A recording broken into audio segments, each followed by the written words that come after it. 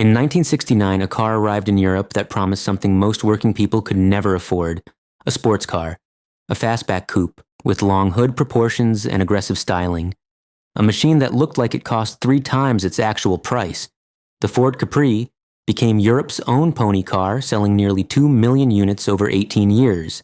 Yet today, outside of dedicated enthusiast circles, this icon has largely faded from memory. This is the story of how Ford created Europe's Mustang and why it eventually disappeared. The story begins in the mid-1960s. Ford's European executives watched the American Ford Mustang explode onto the market and transform the automotive landscape. The Mustang formula was simple but brilliant. Take ordinary mechanical components from family sedans, wrap them in exciting coupe bodywork, offer multiple engine choices from economical to powerful, and price it so regular people could actually buy one. The result was a phenomenon.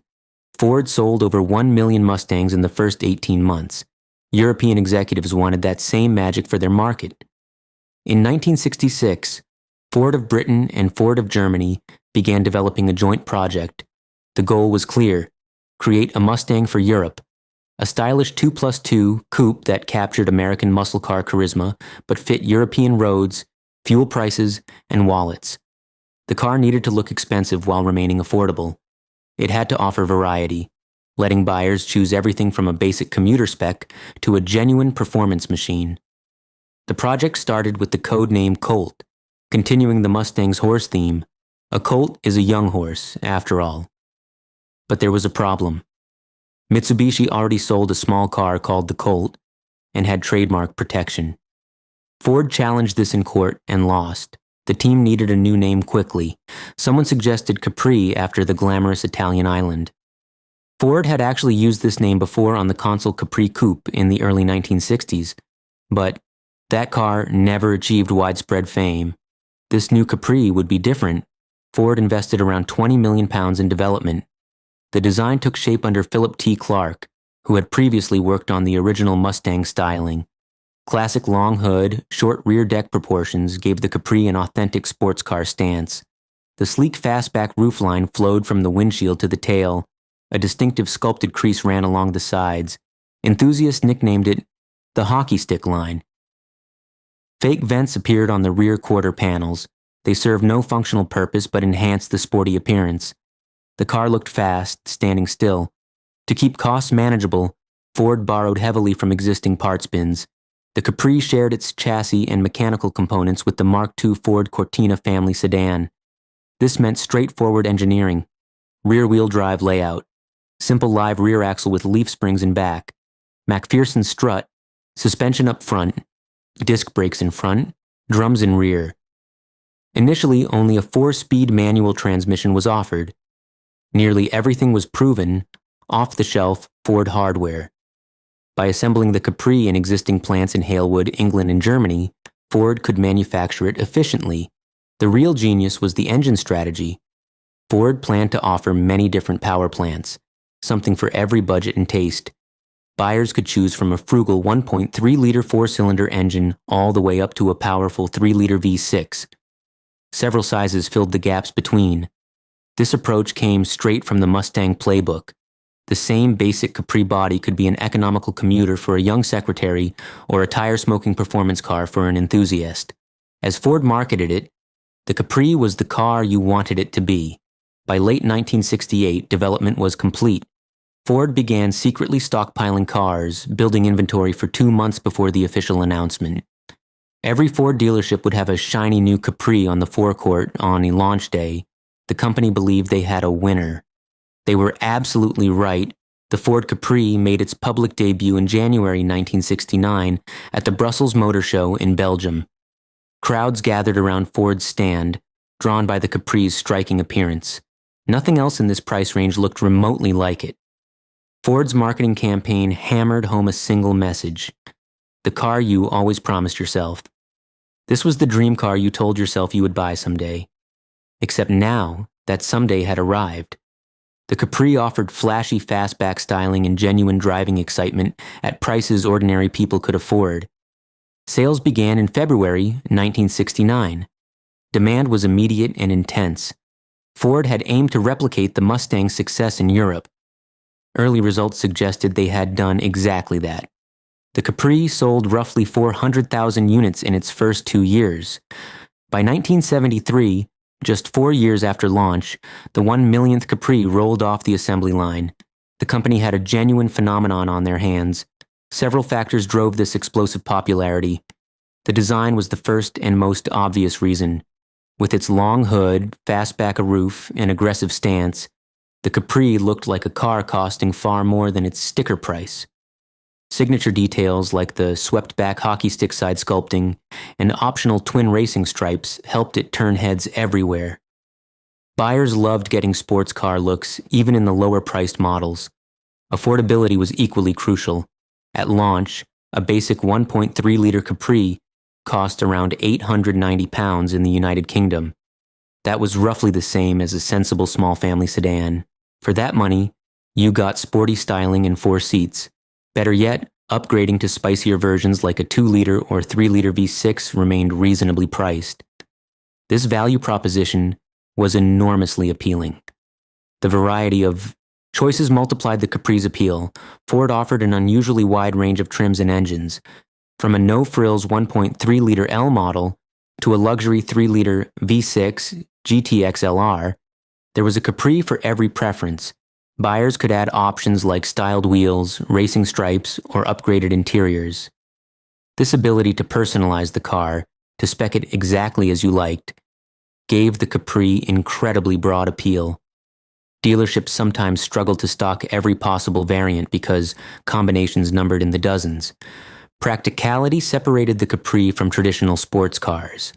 Unlike cramped 2-seaters, the Capri offered 4 seats and a decent trunk. It could function as a daily driver for many people. You could actually take your family somewhere in a Capri even if the rear passengers did not have much legroom. It was a fun car you could realistically live with. The driving experience sealed the deal. Early Capris were not sophisticated machines. They inherited some nose-heavy understeer and light-tail oversteer from the Cortina chassis they were based on. But this actually became part of the Capri's charm. It was a rear-wheel drive car you could power slide if you felt adventurous. It provided visceral, engaging feedback behind the wheel. Higher performance versions could be genuinely quick for the era. Even smaller engine models delivered nimble, sporty handling compared to normal family sedans. From the beginning, Ford sold the Capri in multiple worldwide markets, not just Britain.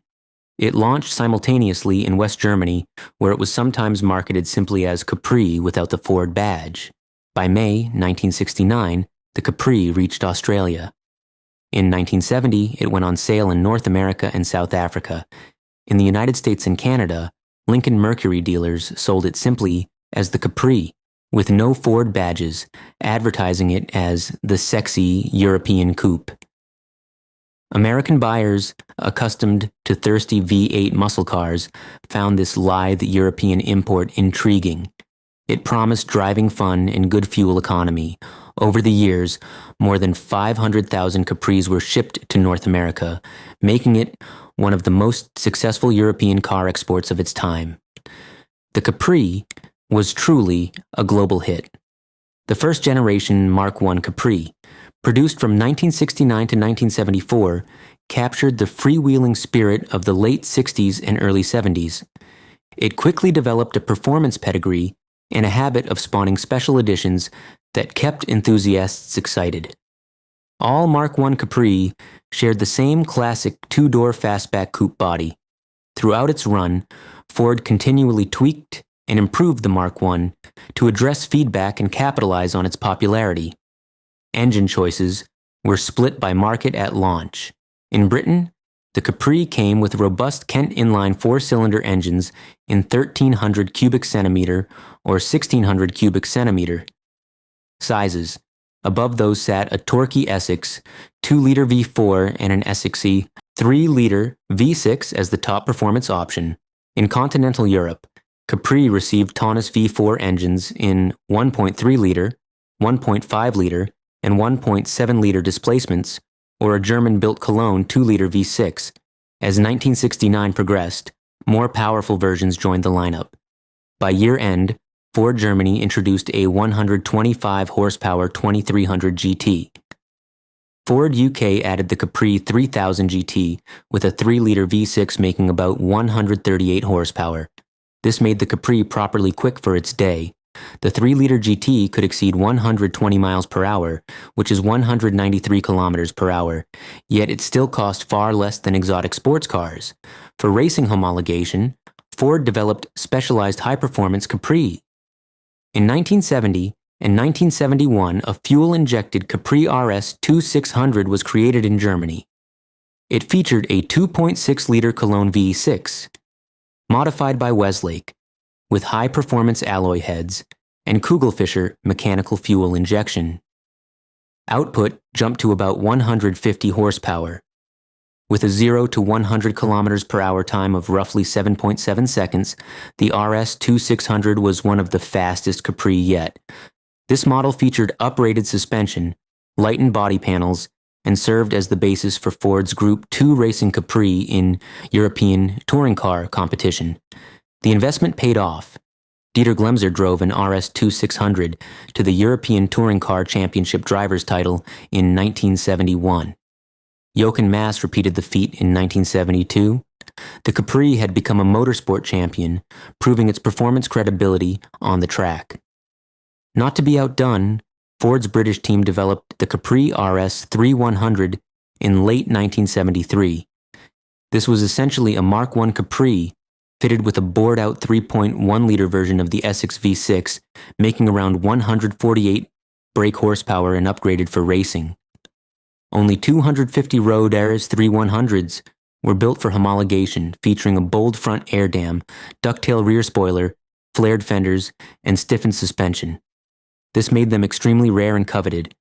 The Racing RS 3100s, tuned by Cosworth, boasted a 3.4-liter double overhead cam V6, pumping out a massive 435 horsepower in Group 2 racing trim. Though built in tiny numbers, the RS 3100 and RS 2600 established the Capri as a formidable racing platform and gave a halo effect to the entire model line. The Mark I Capri's styling evolved subtly during its lifespan. In late 1971, Ford gave the Capri a facelift to address some early criticisms. The suspension was retuned for a softer, more comfortable ride. The car gained larger rectangular rear taillights, replacing the little round Escort-sourced lamps on early models. A revised interior with new seats improved comfort. On higher-end models, Ford added quad headlamps up front. The 3000 GXL received 4 headlights, enhancing its upscale GT appearance. These changes were well received, and the Capri continued selling in huge numbers. In 1973, Ford sold a record 233,000 Capris in a single year, the highest annual sales the model would ever achieve. August 1973 saw the 1 millionth Capri roll off the assembly line, just 4.5 years after launch. It was a testament to the car's popularity. Part of the Capri's allure came from the many special editions and appearance packages Ford offered, especially in the United Kingdom market. These limited runs kept excitement high and gave buyers something unique. The first such model was the Capri Vista Orange Special in late 1971. This was an eye-popping bright orange Capri, 1600 GT or 2000 GT that came with bold side stripes, a black vinyl roof, a rear spoiler, and louvers on the rear window. Only 1,200 were made, but it set the pattern for future specials. In 1973, a Capri GT XLR special arrived in metallic green or black with red interior highlights, and a bonnet bulge previously found only on the 3-liter fitted to smaller engine models.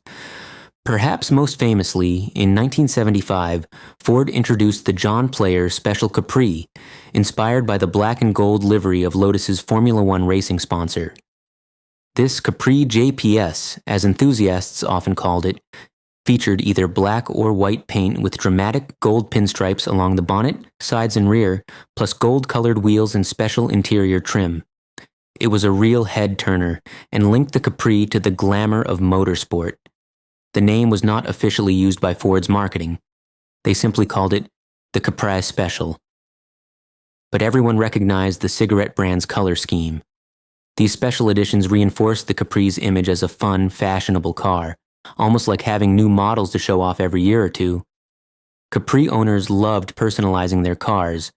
Recognizing this, Ford began offering Series X performance upgrade kits by 1977, allowing owners of standard Capris to bolt on sporty parts like rally-style suspension, tuned engines, and special body add-ons.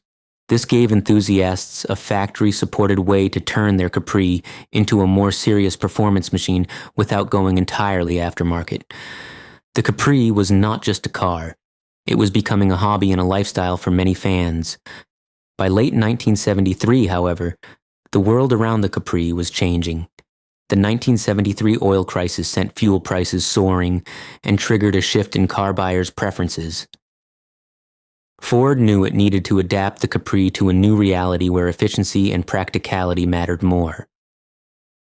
Plans were already in motion for the next generation Capri that would be more frugal and family-friendly. The timing was right. After nearly 5 years and over 1 million built, the Capri Mark I was set to evolve. In February 1974, Ford launched the Capri Mark II, a thoroughly updated Capri designed to be more practical and comfortable while retaining the original's sporty character. The changes were driven partly by lessons from the 1973 fuel crisis. Buyers were now looking for cars that could be everyday transport, not just weekend toys. Ford's response was to civilize the Capri somewhat and broaden its appeal even further. The most obvious change was the adoption of a hatchback body style. The Capri II featured a large rear liftgate instead of a small trunk lid, making it the first Ford model to officially become a hatchback. This greatly improved cargo access and utility. Owners could now fold the rear bench seat down and carry bulky items in the back with ease. Hatchbacks were growing popular in the mid-1970s, and Ford wisely jumped on the trend. The car's proportions were adjusted to improve space. The hood was slightly shortened and the cabin stretched a bit, yielding more interior room, especially for rear passengers. The overall silhouette was a tad less sharp. Some described the Mark II's look as smoother or less fussy than the Mark I, but it was still unmistakably a Capri, with its low stance and coupé roof line. Many trim details were updated. The formerly chrome bumpers and trim could be had in trendy matte black on sporty S models. New colors and interiors kept things fresh.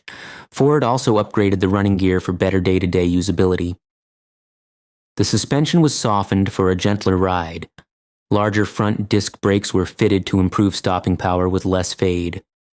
Perhaps most welcome to commuters, power steering became available on upscale versions for the first time. An optional 3-speed automatic transmission was offered on 1.6-liter and 3-liter models. The automatic proved very popular on the luxury Capri Ghia model. By 1976, it even became standard on Ghia trim in some markets. These changes made the Capri II easier to drive and live with, especially in traffic. This broadened its appeal to a wider range of customers, including more women drivers and older buyers who wanted style with convenience.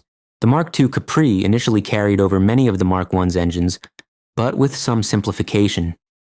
The rare high-strung RS motors like the 3.1 were dropped. Those were for racing homologation and were not needed anymore. The old 2-liter Essex V4 engine, which had been a quirky part of the Mark I's range, was discontinued in favor of the more modern 2-liter Ford Pinto inline-4 with about 98 brake horsepower. The trusty 1.3-liter and 1.6-liter Kent overhead valve engines remained as entry options. The brawny 3-liter Essex V6 continued to sit at the top of the range for enthusiasts who wanted maximum performance. Ford also added a 2.3-liter Cologne V6 option in some markets, for example in mainland Europe, to slot between the 2-liter 4 and the 3-liter V6. This 2.3 V6 made around 108 to 112 horsepower and offered smooth 6-cylinder torque in a slightly more economical package than the thirsty 3-liter. Overall, the Capri II's engine lineup was more streamlined and efficient, reflecting the times. Another change with the Capri II was how Ford marketed different versions. They introduced distinct trim lines to appeal to different buyers. At the bottom was a basic L model, little more than an engine, 4 seats, and a steering wheel for the most budget-conscious. Above that, GL models added some creature comforts. Sport-oriented S models came with things like styled wheels, a tachometer, and often bold paint and stripe packages. At the top, Ford now used the prestigious Ghia label, borrowed from the Italian coach builder Ford had acquired, for the luxury Capri. The Capri Ghia featured plush interior trim, wood grain dash accents, and a quieter ride. It was almost a mini Grand Tourer with its comfort and automatic gearbox, quite a departure from the no-frills sporty image of the original Capri. This multi-pronged trim strategy helped the Capri 2 appeal to a wider audience, from those wanting an inexpensive sporty-looking car to those desiring a small luxury coupe. Ford continued the tradition of special editions during the Mark II era as well. Aside from the John Player Special Edition in 1975, which carried over into early Mark II production, there were others like the Midnight Capri mentioned in brochures, featuring unique paint colors and equipment. Ford also offered custom decal packs and a notable Capri Cabaret edition in bright paint schemes in some markets. These kept the Capri in the news and showrooms even as competition increased. By 1976, production changes saw all Capri assembly consolidated in Germany. The Halewood plant in England stopped building Capris as the model became less crucial in the United Kingdom lineup. Also, 1977 was the final model year the Capri was officially sold in the United States. Tightening safety and emissions rules, plus falling. Demand led Ford to withdraw the Capri from North America after about 500,000 had been sold there. Nonetheless, the Capri continued strong in Europe. The Capri 2 fulfilled its role well. It kept the excitement alive, but added a dose of practicality. Ford sold over 400,000 Mark II Capri in just 4 years, not quite as astronomically as the Mark I, but still very healthy. By 1978, however, it was time for another refresh. Ford prepared to give the Capri one more major update to carry it into the 1980s, keeping pace with changing styles and performance expectations. Little did they know it would be the final evolution of the classic Capri line. Unveiled in March 1978, the Capri Mark III was essentially a clever facelift of the Mark II, yet it managed to define the Capri's look for the 1980s. Known internally as Project Carla, the Mark III was developed on a tight budget, reportedly only about £480,000, a fraction of what the original Capri had cost to develop a decade earlier. Ford made the most of limited resources by focusing on styling tweaks and select mechanical improvements to keep the Capri appealing in a fast-changing market. The Capri Mark III was immediately recognizable by its more aggressive face.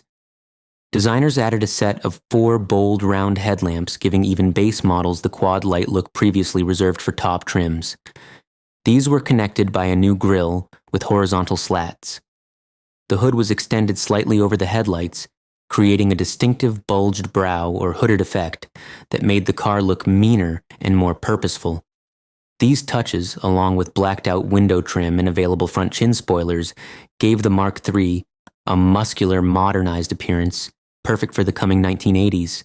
Many have since called the 4i Capri Mark III front end an iconic 1980s design feature, cementing the car's image in that era.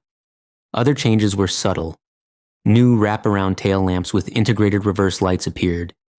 A variety of fresh paint colors arrived, including loud 80s hues like bright red, white, and two-tone schemes. Updated interiors featured new fabrics and trims. Ford's cost-saving measures included painting formerly chrome pieces in trendy satin black to avoid redesign. For example, the Mark II's chrome bumpers were simply painted black on most Mark III's to look more modern. It was a simple trick, but it worked. Reviewers noted the Mark III looked cleaner and more up-to-date than its predecessor, even though the underlying body was the same. The Capri Mark III carried over the Mark II's engines and chassis essentially unchanged at first. However, incremental updates trickled in. The base 1.3-liter engine was revised with a new crossflow, head for a bit more reliability, though by the 1980s, few buyers wanted a 1.3 Capri. That option was eventually dropped due to low demand. The 3-liter Essex V6 received a redesigned carburetor intake manifold to cure an issue with carburetor icing in cold weather. The biggest change came in 1981, prompted by tightening emission regulations in Europe. The trusty but aging 3-liter carbureted Essex V6 could no longer meet standards, so Ford of Europe retired it. In its place, they installed the 2.8-liter Cologne V6 with Bosch fuel injection, borrowed from the Ford Granada sedan. This new Capri 2.8 injection model became the performance flagship. The fuel-injected 2.8 V6 produced about 160 brake horsepower, instantly making it the most powerful production Capri ever in Europe. It was smoother, more efficient, and delivered strong performance. 0 to 60 miles per hour took around 7.9 seconds, and top speed reached around 130 miles per hour, which is 209 kilometers per hour, according to contemporary tests. Reviewers praised the Capri 2.8 injection for bringing new life to the platform. One noted that even though the Capri was by then competing with modern hot hatchbacks like the Volkswagen Golf GTI and sporty coupes like the BMW 323i, the 2.8 injection was faster, more refined, and cheaper than many of them. It kept the Capri relevant as a performance car into the 1980s. From 1984 onward, the 2.8 injection Capri was further enhanced with a standard 5-speed manual gearbox, finally replacing the old 4-speed. This made cruising more relaxed and improved acceleration times. Around the same time, Ford introduced the Capri 2.8 injection Special, which added luxury touches like half-leather Recaro sport seats, pepper pot alloy wheels, and a limited slip differential. This was a nod to enthusiasts who might take their cars on track days. The 2.8 injection Specials were among the most coveted Capris of the era. Throughout Mark III production, limited editions continued to spice up showrooms. For example, Capri Calypso and Cabaret editions in bright colors targeted younger buyers. But the most extreme by far was the Tickford Turbo Capri. This was an official collaboration in 1982 and 1983 between Ford and Tickford, Aston Martin's engineering offshoot, to create a turbocharged bespoke Capri. The Tickford Capri featured a turbo 2.8-liter engine with about 205 brake horsepower, custom ground effects body kit, large rear wing, and a luxurious leather and Wilton carpet interior. It was nearly twice the price of a normal Capri 2.8 injection, and only 80 cars were made. But it showcased what the Capri could become when money was no object. Even more rare in Germany, tuning firms Zaxpeed and Ford offered a limited Capri Turbo unrelated to Tickford in 1981, inspired by their race cars. Roughly 200 were built, featuring a mild turbo on the 1.6 or 2-liter engines, but the project was short-lived. These specialty models are highly collectible today. The Capri's racing glory days continued into the Mark III years, especially in Germany. The ultimate evolution of the Capri race car was the wild Zaxpeed Capri Turbo built for Group 5 racing. These cars bore only a passing resemblance to road Capris. They had ultra-wide body kits, gigantic rear wings, and a tiny cockpit, but they kept the Capri name in the headlines. The Zaxpeed Capri's fire-spitting turbocharged 4-cylinder engine produced upwards of 400 to 600 horsepower depending on tune, making it one of the most fearsome race cars of its time. In 1981, driver Klaus Ludwig piloted a Zaxpeed Capri Turbo to win the German DRM Championship, adding another title to the Capri's trophy case. The silhouette of the Zaxpeed's stretched blister-fendered shape became iconic in racing circles. It even inspired Ford to create that limited street Capri 2.8 Turbo. On the pop culture front, the Capri Mark III achieved television stardom. In Britain's hit late 1970s series The Professionals, the heroes Bodie and Doyle chased criminals around London in a pair of Capri 3-liter S models, one silver and one gold. Ford supplied the show with the cars as a publicity deal, and it worked brilliantly. Viewers closely associated the Capri with cool action and daring car chases. The sight of the silver Ford Capri 3-liter S power sliding around corners in the series was unforgettable for a generation of fans. Those actual Capri used in filming have since become valuable collector's items, selling for over £200,000 for the pair at auction decades later.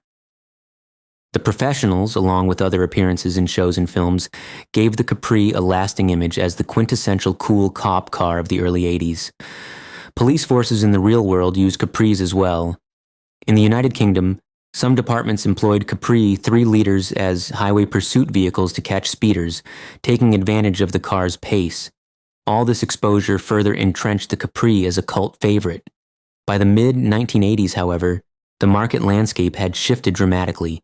Hot hatchbacks, practical but quick front-wheel drive hatchback cars like the Volkswagen GTI in Ford's own Escort, XR3i were stealing sales from sporty coupes. Consumers now preferred vehicles that combined performance with room for passengers and luggage, along with better fuel economy. The Capri's formula, rooted in the 1960s idea of a two-door rear-wheel drive coupe, was becoming dated. British Leyland had long killed off its MGB GT and Triumph GT6 coupes. Toyota and Nissan were moving to more efficient designs. The writing was on the wall. Capri sales declined each year in the 1980s as buyers opted for hot hatches and more modern sporty saloons. Ford of Europe decided there would be no direct replacement for the Capri once it retired. The era of the affordable two-door sporty coupe was fading, at least for a time. The end came in 1986. Production of the Capri had already been consolidated to one factory in Cologne, Germany by that point, and volumes were low. In December 1986, the last Capri rolled off the line. To commemorate the finale, Ford released a special goodbye edition, the Capri 280 Brooklyns. This final limited edition, just 1,038 units made, was painted in a striking Brooklyns green, with distinctive 15-inch alloy wheels and full leather interior. Essentially a loaded 2.8 injection special, it was the ultimate send-off for the Capri. Enthusiasts snapped them up, fully aware it was the last chance to buy a new Capri. With that, Ford said farewell to its beloved coupe. After 18 years of production and just under 2 million cars built across 3 generations, the Capri's remarkable run had concluded. Even after production ended, the Capri's legacy only grew stronger. In the United Kingdom especially, the Capri became a classic symbol of 1970s and 80s motoring, a car fondly remembered by many who owned or admired one in their youth. It earned a reputation as Britain's Mustang, a working-class hero sports car that was aspirational yet attainable. Time has been kind to the Capri's image. What in the 80s might have been dismissed by some as a boy racer's car, known for burnouts in supermarket car parks, is now celebrated as a retro cool collectible. Car clubs and enthusiast gatherings for the Capri sprang up across Europe. Owners restore everything from humble 1.6 laser models to rare Tickfords, sharing a common passion for the Capri's blend of style and nostalgia. The Capri's presence in movies and media helped cement its cult status. Aside from the professionals, it featured in numerous British television shows and even a James Bond film. A Capri can be spotted in The Spy Who Loved Me. Its frequent appearance as the hero's or villain's getaway car in 1970s and 80s, productions gave it a certain cheeky charm.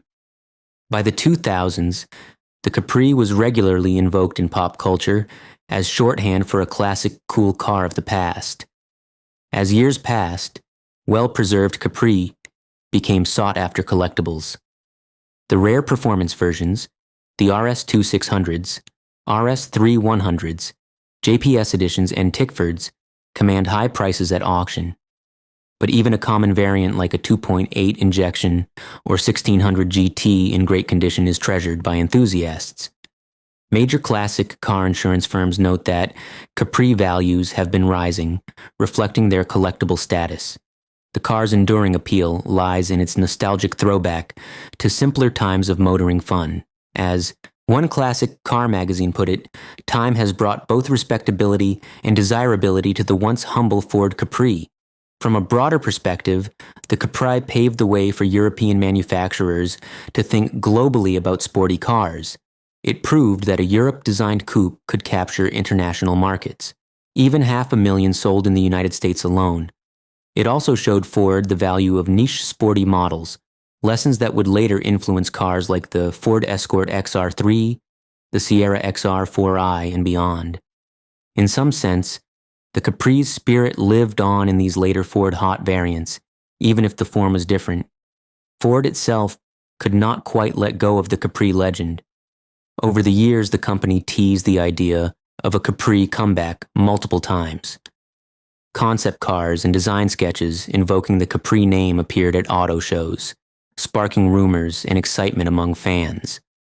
In the 1990s, Ford briefly used the Capri name on an Australian-built convertible sold from 1989 to 1994.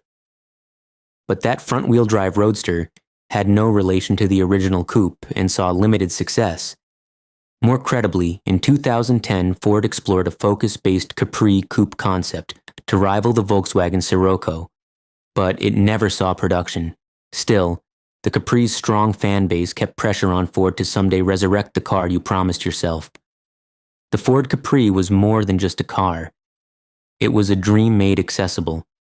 For 18 years, it offered people who could not afford a Porsche or a Jaguar the chance to drive something that looked and felt special. It was the working person's sports car, the coupe you bought when you got that Razor promotion. It was the car you waxed on Sunday mornings and drove a little too fast on country roads. It represented freedom, style, and fun at a price most could manage. The Capri succeeded because Ford understood a simple truth. People do not just want transportation. They want emotion. They want to feel something when they turn the key and press the accelerator. The Capri delivered that emotion without demanding a second mortgage.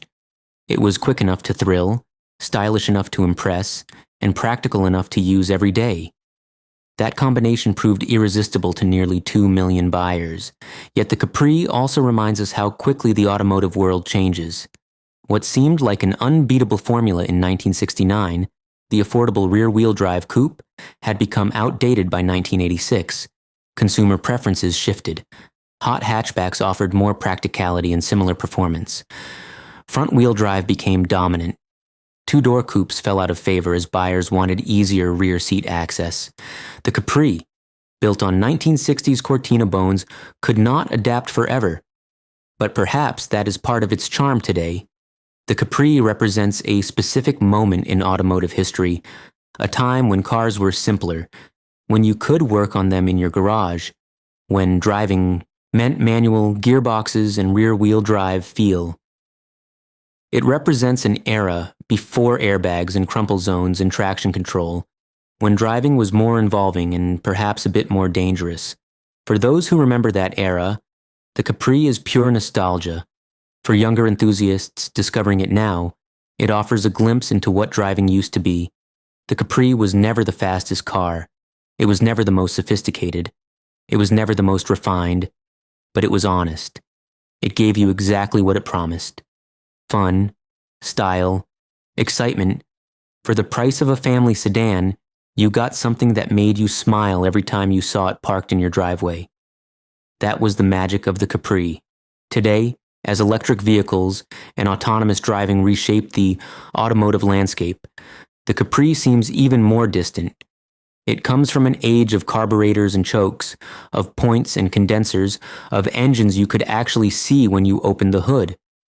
An age when horsepower was measured at the crank and you shifted your own gears and you could break the rear end loose if you were not careful. That world is largely gone now. But the Capri's legend persists. At classic car shows across Europe, restored Capri still draw crowds.